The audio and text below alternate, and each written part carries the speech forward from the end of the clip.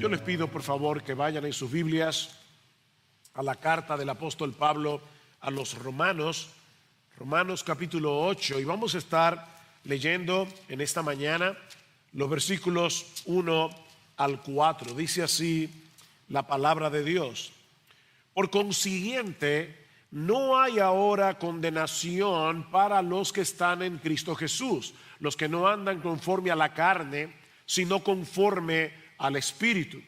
Porque la ley del Espíritu de vida en Cristo Jesús te ha libertado de la ley del pecado y de la muerte. Pues lo que la ley no pudo hacer, ya que era débil por causa de la carne, Dios lo hizo, enviando a su propio Hijo en semejanza de carne de pecado, y como ofrenda por el pecado, condenó al pecado en la carne, para que el requisito de la ley se cumpliera en nosotros, que no andamos conforme a la carne, sino conforme al Espíritu.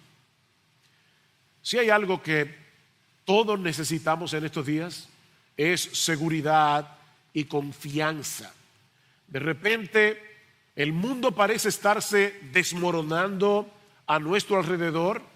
Lo que antes dábamos por sentado, vernos cara a cara, abrazar a nuestros seres queridos, adorar juntos al Señor, ha desaparecido por completo de nuestras vidas. Lo que antes era normal y cotidiano ha venido a ser inusual e incluso una amenaza. Cualquiera diría que ahora todos nosotros vamos a tener que aprender a vivir en una nueva normalidad. Necesitamos un terreno firme donde podamos anclar nuestras almas en medio de tanta turbación, en medio de tanta inestabilidad. Y por eso me pareció tan providencial que retomáramos en este punto la serie de exposiciones en la carta de Pablo a los romanos, porque este pasaje que vamos a considerar en el día de hoy, Romanos capítulo 8, versículos 1 al 4, nos provee la firmeza y el consuelo que nuestras almas necesitan en un momento como este.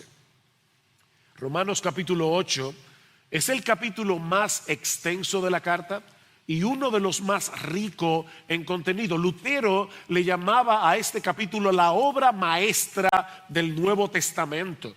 Y otro autor decía que si la Sagrada Escritura fuera un anillo y la epístola a los romanos su piedra preciosa, el capítulo 8 sería el punto brillante de la joya. Este capítulo comienza con la sorprendente, gloriosa, bendita declaración de que no hay condenación para aquellos que están en Cristo Jesús. Y concluye con otra declaración gloriosa, la certeza de que no hay separación para aquellos que están en Cristo Jesús. No hay condenación, no hay separación. Esa es la roca sobre la cual debemos anclar nuestras almas. No solo en estos días de tanta incertidumbre, sino hasta que nuestro Señor Jesucristo regrese en gloria. No hay que estar en medio de una crisis para que Romanos capítulo 8 sea relevante. Cuando toda esta pandemia quede atrás, y créanme mis hermanos, toda esta pandemia algún día quedará atrás, continuaremos necesitando la enseñanza de Romanos capítulo 8 para seguir avanzando en nuestra vida cristiana práctica.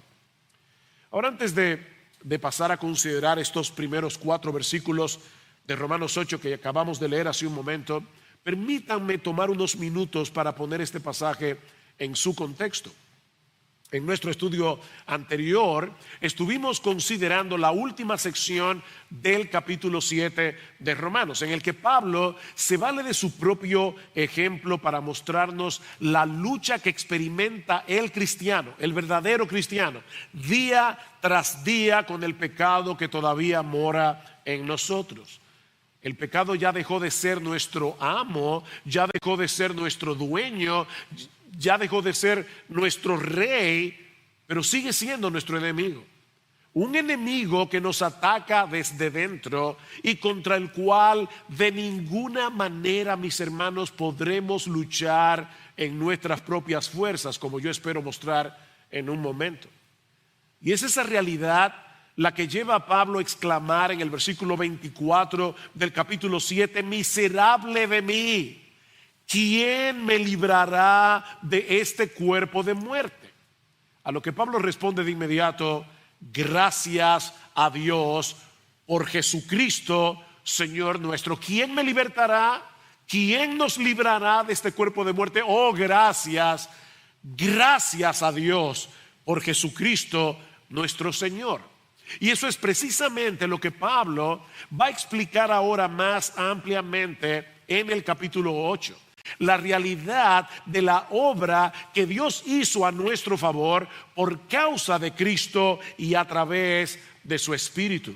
Y podemos resumir la enseñanza de los primeros 4 versículos de Romanos 8 en 2 palabras clave: justificación y santificación. Vean una vez más el versículo 1. Por consiguiente, no hay ahora condenación para los que están en Cristo Jesús, los que no andan conforme a la carne, sino conforme al Espíritu. Todos nosotros estamos habituados a usar nuestras computadoras, la mayoría de nosotros a usar el Word, y a veces tomamos una palabra, la subrayamos y luego la movemos de lugar con el cursor. Bueno, yo quiero que en tu mente ahora tú hagas exactamente lo mismo. Yo quiero que tú tomes la palabra no, que en el texto original es no hay ninguna, y esta palabra ninguna la coloques al principio del versículo, porque esta es la palabra con la que Pablo abre este texto. Ninguna condenación hay, por consiguiente, para aquellos que están en Cristo Jesús. De manera que la enseñanza de este pasaje es que todos aquellos que han sido unidos a Cristo por la fe han sido librados de la condenación del pecado. O para ponerlo de una manera positiva, todos aquellos que han sido unidos a Cristo por la fe han sido justificados, declarados justos en el tribunal de Dios. Y por lo tanto ya no hay ninguna condenación para ellos. Por causa de nuestra unión con Cristo por la fe, el Dios del cielo nos declaró sin culpa en su tribunal. Y déjame decirte algo, mi hermano: ese veredicto no puede ser revertido, porque no depende de ti, no depende de mí, depende de Jesús. Ya Dios no tiene razón judicial alguna para castigarnos por nuestros pecados, por ninguno de nuestros pecados, los pecados pasados, los pecados presentes, los pecados futuros, porque ya Cristo pagó por todos y cada uno de ellos en la cruz del Calvario. Todos nuestros pecados fueron castigados en Él. Escuchen cómo Lutero lo explica usando la analogía del matrimonio. Dice Lutero: la fe une el alma con Cristo como una esposa está unida a su esposo. Todas las cosas que Cristo tiene se convierten en propiedad del alma del creyente. Todas las cosas que el alma tiene se convierten en propiedad de Cristo. Es entonces cuando comienza un bienaventurado intercambio. Cristo, quien es tanto Dios como hombre, Cristo, quien nunca ha pecado y cuya santidad es perfecta, al tomar sobre él mismo por su anillo nupcial de fe todos los pecados del creyente, hace que esos pecados se pierdan y queden abolidos en Él. Y ahora escucha, mi hermano: porque ningún pecado permanece ante su justicia infinita, de modo que por la fe el alma del creyente es librada de sus pecados y vestido con la justicia eterna de Cristo, que ahora es nuestro esposo. Y yo no sé cuántos de ustedes han escuchado hablar alguna vez de lo que son los agujeros negros. Los agujeros negros son espacios limitados, confinados, aunque grandes, que existen en el universo, que poseen un campo gravitatorio tal que ninguna partícula material, ni siquiera la luz, puede escapar de ella.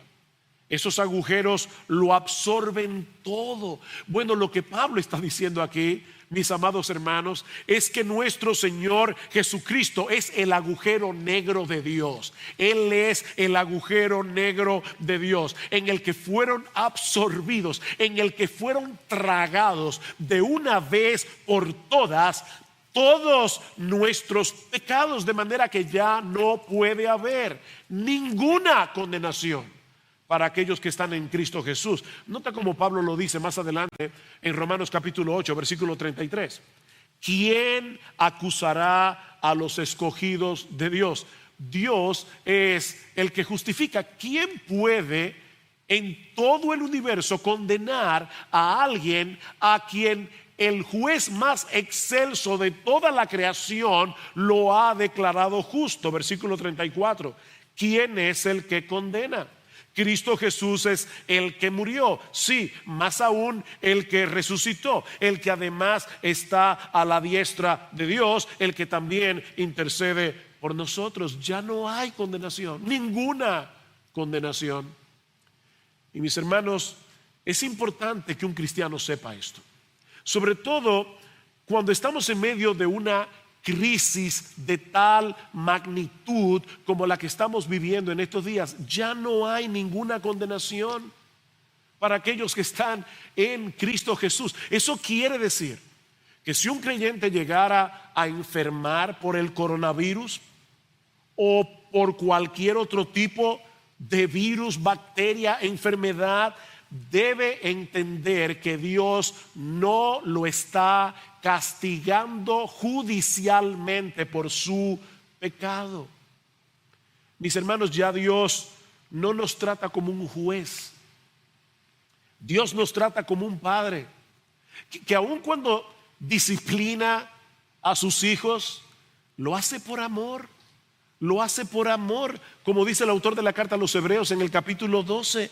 Dios nos está discipulando, y precisamente porque Él nos está discipulando, nos está disciplinando. Nosotros solemos asociar la palabra disciplina únicamente con la palabra castigo, pero la palabra disciplina viene de la palabra discípulo. Sí, ciertamente Dios muchas veces viene a nosotros cuando nos estamos descarriando para volvernos de nuevo al camino a través de problemas, pero muchas veces simplemente trae las aflicciones para que nosotros tengamos la oportunidad de fortalecernos en fe, de ejercer nuestra fe. Eso es parte del discipulado de Dios. ¿Y saben qué, mis hermanos? Cuando nos toque partir de este mundo por la razón que sea, tenemos la plena certeza de que seremos recibidos en la presencia de Dios con los brazos abiertos, porque ya no hay condenación para aquellos que están en Cristo Jesús.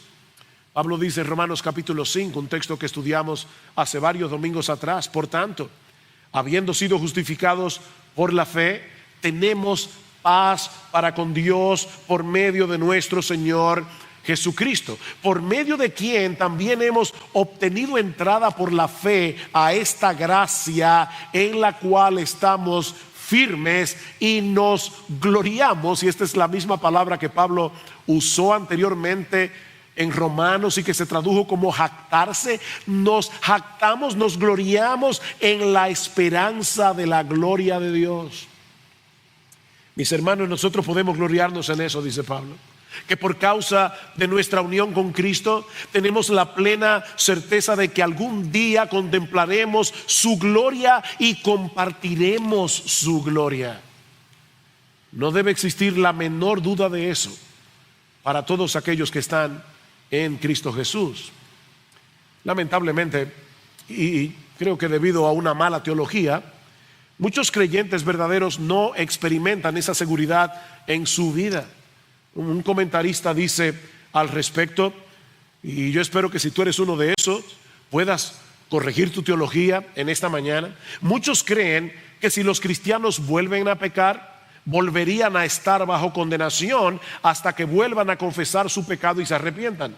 En otras palabras, si un hombre cristiano peca, vuelve a estar bajo condenación y podría perder su salvación si muere en ese estado.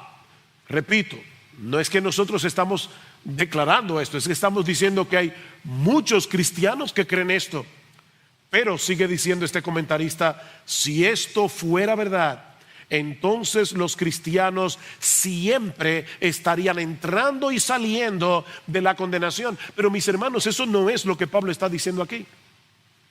La enseñanza de Pablo en el versículo 1 es que no existe la más mínima posibilidad de que un verdadero cristiano termine siendo condenado en el tribunal de Dios, a pesar de la lucha que todos nosotros tenemos con el pecado residual que todavía hay en nosotros. Eso fue lo que vimos al final del capítulo 7.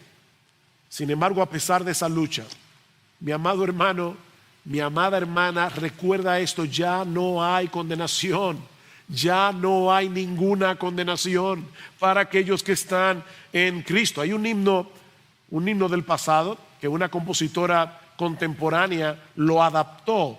Dice: cuando he caído en tentación y al sentir condenación, al ver al cielo encontraré al inocente quien murió, y por su muerte el Salvador ya mi pecado perdonó, pues Dios el justo aceptó su sacrificio hecho por mí.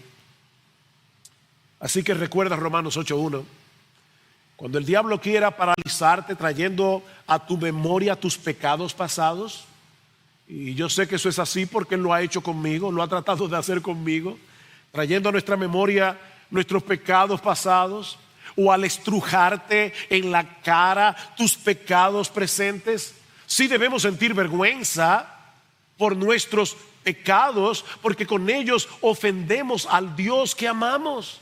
Y al Dios que nos ama con un amor eterno, infinito, glorioso, a un eterno que lo llevó a entregar a su propio Hijo.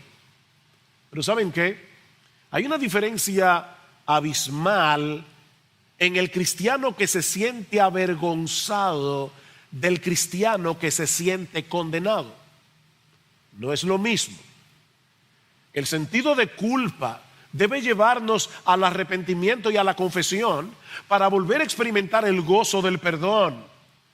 Pero al venir al Padre a confesar nuestros pecados, mi hermano, no olvides que estás no delante de un juez, estás delante de tu Padre Celestial si eres cristiano, y ya no tienes cuentas pendientes en su tribunal por causa de nuestro Señor Jesucristo. Pero los cristianos no solo tenemos la seguridad de que no existe ninguna condenación para nosotros por el hecho de estar en Cristo, sino que al mismo tiempo tenemos la certeza de haber sido libertados de la esclavitud del pecado por causa de la obra del Espíritu en aquellos que están en Cristo. Vean el versículo 2. Porque la ley del Espíritu de vida en Cristo Jesús te ha libertado de la ley del pecado y de la muerte. Lo que Pablo está diciendo aquí es que la evidencia de que ya no hay condenación para nosotros es la obra del Espíritu en nosotros para poder resistir la influencia del pecado en nuestras vidas.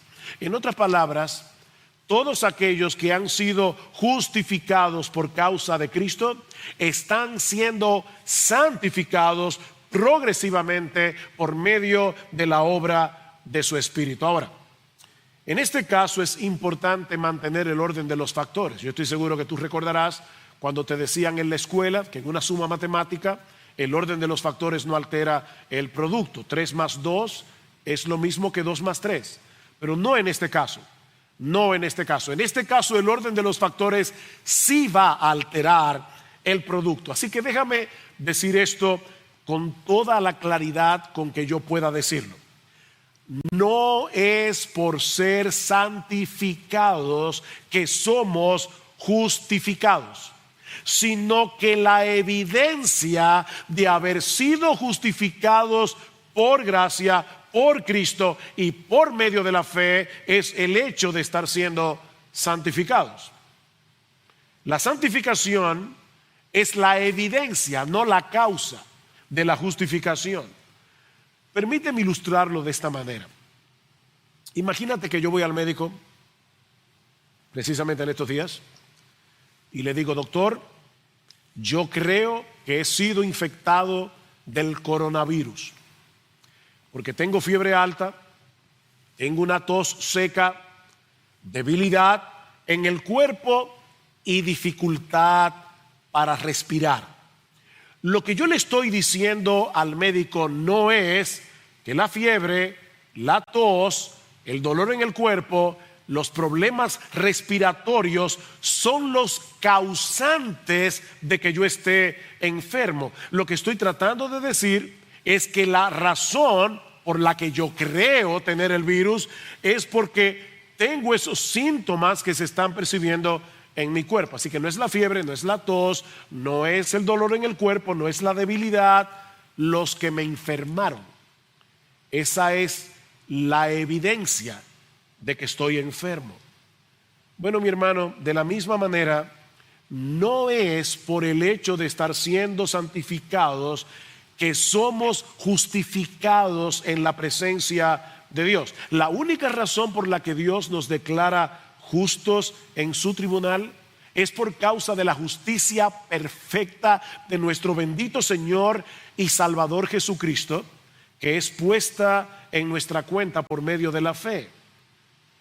Concluimos pues, dice Pablo en Romanos capítulo 3 versículo 28, que somos justificados por fe sin las obras de la ley. Pero todo el que ha sido justificado está siendo santificado. Esa es la evidencia. La ley del Espíritu de vida, la energía, el poder del Espíritu de vida en Cristo Jesús nos ha librado del poder que antes nos ataba, el poder del pecado y de la muerte. Y aunque esa forma de expresarse puede sonarnos un tanto extraña, pienso que Pablo puede estarse refiriendo aquí a algunos pasajes del Antiguo Testamento en los que Dios promete a su pueblo enviar su Espíritu para darnos la capacidad de obedecer a Dios. Pablo pudo haber dicho: el Espíritu Santo nos libra del pecado y de la muerte. Sin embargo, no lo dijo de esa manera. La ley del Espíritu de vida en Cristo Jesús nos ha librado de la ley del pecado y de la muerte. Una de esas promesas se encuentran en Ezequiel capítulo 36, versículo 25. Escucha esto: esparciré sobre vosotros agua limpia y seréis limpiados de todas vuestras inmundicias, y de todos vuestros ídolos os limpiaré. Os daré corazón nuevo y pondré espíritu nuevo dentro de vosotros, y quitaré de vuestra carne el corazón de piedra y os daré un corazón de carne, y pondré dentro de vosotros mi espíritu. Y ahora escucha: y haré que andéis en mis estatutos y guardéis mis preceptos y los pongáis por obras. Eso es exactamente lo que Pablo está describiendo en Romanos capítulo 8 versículo 2. Mira, mi hermano y amigo que tal vez estás escuchando esta prédica en el día de hoy, aparte de esa obra del Espíritu en el creyente, la ley solo nos condena, porque no podemos obedecerla en nuestras propias fuerzas. Pero ahora que hemos sido regenerados por el Espíritu Santo, tenemos una nueva capacidad, tenemos una nueva energía, tenemos una nueva motivación para obedecer a Dios. Ahora experimentamos un nuevo deleite en la obediencia que antes no teníamos. El deseo de obedecer a Dios solo por el hecho de agradar a Dios. Eso es nuevo en nosotros ahora que somos cristianos. ¿Un verdadero cristiano no quisiera cometer adulterio? a pesar de que probablemente muchos luchan con la lujuria, pero no quisiéramos cometer adulterio. Una cosa es la lucha, otra cosa es la caída. El cristiano puede resistir el pecado y quiere resistir la influencia del pecado, y lo mismo podemos decir de la mentira, lo mismo podemos decir de la codicia o de cualquier otro pecado. Ahora tenemos una nueva capacidad, tenemos una nueva motivación para obedecer los mandamientos de Dios por causa del Espíritu que mora en nosotros. Ahora, permíteme repetirlo otra vez: esa no es la base de nuestra justificación, pero sí es la evidencia de haber sido justificados.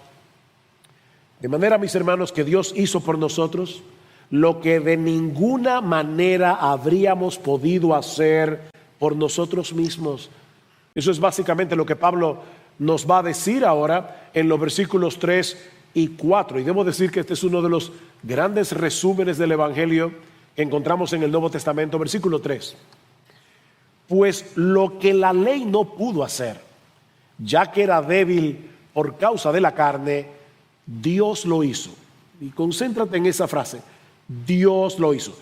Dios hizo lo que tú no podías hacer. Dios hizo lo que la ley no podía hacer por causa de la carne. Dios lo hizo enviando a su propio Hijo en semejanza de carne de pecado, y como ofrenda por el pecado condenó al pecado en la carne. Lo que la ley no pudo hacer, Dios lo hizo por medio de su Hijo. ¿Y qué es eso que la ley no podía hacer? La ley no podía justificar, la ley no podía santificar. Mis hermanos, la ley por sí misma no tiene la capacidad de hacer eso en nosotros. Ahora, no porque haya nada malo en la ley, no porque haya ningún problema en la ley, sino por la debilidad de nuestra naturaleza, dice Pablo. Recuerda Romanos capítulo 7, versículo 12, la ley es santa, justa y buena. El problema es que nosotros somos pecadores, somos injustos y somos malos. La ley es santa, justa y buena, nosotros no lo somos. Así que en vez de justificarnos, la ley expone nuestra injusticia y declara nuestra condenación. Pero es aquí precisamente donde entra en juego la buena noticia del Evangelio: que Dios envió a su propio Hijo en semejanza de carne de pecado. Es decir, con una naturaleza humana que era igual en todo a la nuestra. A veces vemos esos cuadros renacentistas donde Jesús aparecía con un halo encima de la cabeza. No, si tú pudieras tomar el túnel del tiempo y ver a Jesús en Jerusalén o en Galilea caminando junto con sus discípulos, difícilmente podrías identificar quién Él es, porque Jesús parecía un ser humano común y corriente. Él era hombre, igual que tú e igual que yo, pero Él tenía algo que ningún hombre tiene, y es el hecho de que Él no podía pecar. Por eso es que Pablo dice en semejanza de carne de pecado. Él fue tentado en todo, pero sin pecado, dice en Hebreos capítulo 4 versículo 15. Así que su humanidad era real en todo sentido, pero era una humanidad impecable en el más alto sentido de esa palabra. Cristo se hizo hombre. ¿Y por qué tuvo que encarnarse el Hijo de Dios y venir al mundo en semejanza de carne de pecado? Pablo responde: para venir a hacer una ofrenda por el pecado y para condenar al pecado en la carne. ¿Notaste eso? Cristo tenía que ser verdaderamente hombre para morir en nuestro lugar en la cruz del Calvario. Sin embargo, a pesar de haber muerto en debilidad, a través de su muerte, Cristo condenó al pecado en su carne. Al recibir en su cuerpo de carne toda la justa ira de Dios que merecían nuestros pecados, Jesús rompió de una vez para siempre el poder del pecado en nosotros, porque ya pagó por ellos. No hay una cosa más odiosa que una factura que no podemos pagar. Y obviamente un cobrador impulsivo que quiere que la paguemos. Bueno, en cierta manera, esa factura nos ata al cobrador. Bueno, lo que estamos diciendo, mis amados hermanos, es que ya Jesucristo pagó todas nuestras facturas y por lo tanto ya el pecado no tiene ningún poder sobre nosotros. Cristo, nuestro Salvador, condenó al pecado en su carne. Y es ahí precisamente donde está la razón de por qué ya no hay condenación para aquellos que están en Cristo Jesús. El hecho de que el pecado ya fue condenado en Él. Por causa de su justicia perfecta, mis hermanos, es imposible que Dios deje el pecado sin castigo. Dios tiene que castigar el pecado, todo pecado. Pero Él envió a su Hijo por amor a nosotros, para que Él recibiera como hombre el castigo que merecían nuestros pecados. Esa es la esencia del Evangelio, que nuestro Dios cargó en Él el pecado de todos nosotros, como dice en Isaías capítulo 53, versículo 6. Al que no conoció pecado, 2 Corintios 5, 21, por nosotros Dios a Él lo hizo pecado, para que ahora nosotros fuésemos hechos justicia de Dios en Él. Alguien lo puso de esta manera: Dios ejecutó en Cristo la sentencia final de todos los pecados de aquellos que están en Cristo. Voy a repetir eso otra vez. Dios ejecutó en Cristo la sentencia final de todos los pecados de aquellos que están en Cristo. Y por lo tanto, ya no puede haber condenación para ninguno de ellos, por la sencilla razón de que Dios es justo y Él no va a castigar el mismo pecado dos veces. Dios no va a castigar el mismo pecado dos veces. Y ya nuestros pecados fueron castigados en Jesús. Ahora, Dios no solamente hizo posible nuestra justificación por causa de nuestra unión con Cristo, sino también nuestra santificación. Él nos libró de la tiranía del pecado y envió su Espíritu a ser morada en nosotros para que ahora podamos andar en obediencia. Mira el versículo 4. Para que el requisito de la ley se cumpliera en nosotros, que no andamos conforme a la carne, sino conforme al Espíritu. Esto no es una exhortación a que no andemos conforme a la carne, sino que andemos conforme al Espíritu. No. Es una declaración. Todo verdadero cristiano ya no anda conforme a la carne, en el sentido de que ya no está descansando en sus propias fuerzas, no está descansando en sí mismo para poder obedecer a Dios. Él anda en el Espíritu. Mira, mi hermano, ningún ser humano puede obedecer a Dios en sus propias fuerzas. Ni quiere ni puede. Pero el creyente quiere y puede por causa de la obra del Espíritu en nosotros. Es verdad que de este lado del cielo jamás podremos alcanzar una obediencia perfecta a la ley de Dios, porque el pecado también mora en nosotros. Cristo mora en nosotros por su Espíritu. El pecado también mora en nosotros. Esa es la razón de la lucha que experimentamos cada día con el pecado. Pero el verdadero cristiano se distingue en que quiere y puede obedecer a Dios, no perfectamente, pero sí sinceramente. Nadie se salva por obedecer la ley, pero él escucha: Dios nos salva en Cristo para que podamos obedecer la ley en dependencia de su Espíritu. Eso es lo que Pablo quiere señalar al decir que los creyentes no andamos conforme a la carne, sino conforme al Espíritu. No andamos siguiendo los valores y bajo las motivaciones de este mundo caído, sino bajo la dirección del Espíritu en su palabra y dependiendo enteramente de su gracia. Es por eso que en el cristianismo Dios se lleva toda la gloria. Porque somos justificados únicamente por causa de Cristo y podemos andar en obediencia únicamente por causa de su Espíritu. ¿Quién se lleva la gloria? Escuché recientemente la triste historia de un conocido cardiólogo al que se le diagnosticó un serio problema en el corazón. Extrañamente, y era aparentemente un buen médico, él pensó que podía corregir el problema sometiéndose a un riguroso programa de ejercicio físico, y terminó matándose en el proceso. Porque lo que él necesitaba no era hacer ejercicio, lo que él necesitaba era un trasplante de corazón para entonces poder hacer ejercicio. Mira, mi amigo, lo que tú y yo necesitamos no es hacer ejercicio. Lo que tú y yo necesitamos no es tratar en nuestras propias fuerzas de obedecer a Dios. No, lo que necesitamos es un nuevo corazón para poder hacer lo que debemos hacer. Y eso es precisamente lo que ha sucedido en la vida de todos aquellos que ahora están en Cristo.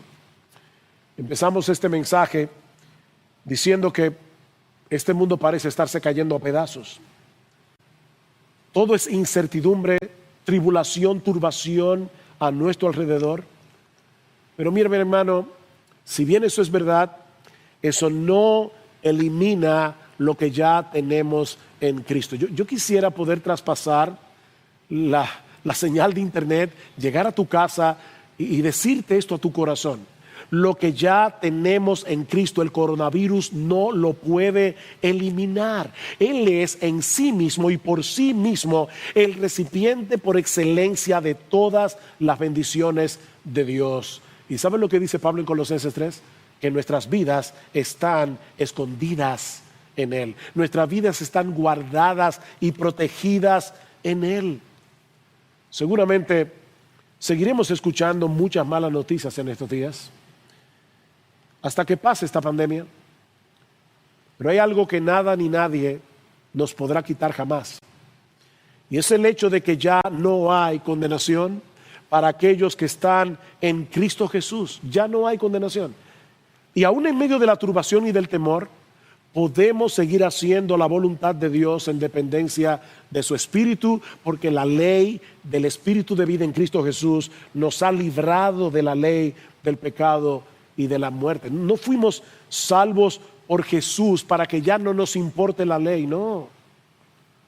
Fuimos salvos por Jesús de pura gracia para que ahora podamos obedecer la ley en dependencia de su Espíritu. Ahora, si tú estás escuchando este mensaje y todavía estás tratando de ganarte el favor de Dios a través de tu obediencia, a través de tu desempeño, a través de tus buenas obras, entonces déjame leerte este versículo a la inversa. Ahora solo hay condenación para ti. Solo hay condenación para ti, sin importar lo que hagas o dejes de hacer, porque todavía no estás en Cristo, estás en tu propia carne, estás viviendo en tus propias fuerzas. Déjame ponértelo de esta manera. Tú eres como un hombre que se ha robado un carro y ahora está tratando de guardar y de obedecer las leyes de tránsito. Tú vas en el carro robado y cuando el semáforo se pone en rojo, te paras. Cuando vas en la carretera, tratas de respetar el límite de velocidad. Pero ¿sabes qué? No importa lo que hagas, no importa lo que dejes de hacer, sigues siendo un transgresor de la ley, porque tú estás manejando un carro robado. Mi amigo, todo lo que hagas es ilegítimo a los ojos de Dios por la sencilla razón de que no estás en Cristo. Tú necesitas llegar a ese punto en que te des cuenta en que no hay nada, absolutamente nada que puedas hacer para ganarte el favor de Dios, para ser recibido en su presencia, absolutamente nada. Tienes que llegar a la convicción de que la justicia que necesitas para ser aceptado delante de Dios es completamente ajena a ti. Mi amigo, solo hay uno en todo el universo que es considerado justo a los ojos de Dios, nuestro bendito Señor y Salvador Jesucristo. Mi amigo, tú tienes que llegar al punto de abandonar toda confianza en ti mismo y ponerla únicamente en aquel en quien el Padre tiene toda su complacencia. Todos aquellos que hoy están en Cristo han dejado de esforzarse por tratar de alcanzar el favor de Dios a través de su obediencia, para descansar únicamente en Él y en su obra redentora para el perdón de sus pecados. Esos son los que están en Cristo, los que únicamente confían en Él. Esos son los que disfrutan hoy de la gloriosa noticia de que ya no hay condenación para ellos, sino la bendita certeza de haber sido recibidos y adoptados en la familia de la fe, y ahora pueden echar toda su ansiedad sobre nuestro Padre que está en los cielos, sabiendo que Él tiene cuidado de nosotros. Mi amigo, ven a Cristo, ven a Cristo, despójate de tus obras, despójate de tu esfuerzo y confía únicamente en Él. Y entonces, y solo entonces, podrás leer al derecho Romanos 8:1. Ahora pues no hay ninguna condenación para aquellos que están en Cristo. Vamos a orar.